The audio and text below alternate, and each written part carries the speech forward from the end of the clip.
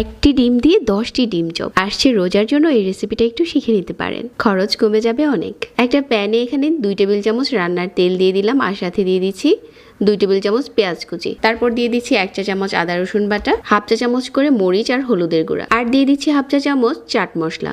এটা কিন্তু আমি আগেই শেয়ার করেছিলাম। এখন ম্যাশ করা আলু দিয়ে দিচ্ছি হাফ কেজির মতো। খুব ভালো করে ভুনে নিচ্ছি। চুলা থেকে নামানোর আগে ধনেপাতা কুচি আর কাঁচামরিচ কুচি দিয়ে দিলাম। এখন একটা সিদ্ধ ডিম কাটার দিয়ে কেটে নিচ্ছি। সেম ভাবে পাতলা করে আপনারা চাইলে ছুরি দিয়েও কেটে নিতে পারেন, তবে কাটার দিয়ে কাটলে এটা বেশি ভালো হয়, স্লাইসগুলো সুন্দর হয়। কাটার দিয়ে ডিমটা কেটে নিয়েছি, আর এখানে 10টার মতো স্লাইস হয়েছে। আমাদের আলুর মিশ্রণটা ঠান্ডা হয়ে গেছে। হাতে নিয়ে কিছুটা চ্যাপটা করে মাছ বরাবর ডিমের স্লাইস দিয়ে এভাবে করে মুড়িয়ে নিচ্ছি। বানানো হয়ে গেল একটি ডিম চপ। এখন টোস্ট বিস্কিটের গুঁড়াতে প্রথমে গড়িয়ে নিচ্ছি। আমি এখানে 2টো ডিম ফেটিয়ে নিয়েছি, আর এই ফেটানো ডিমের উপরে এখন ডুবিয়ে নিচ্ছি।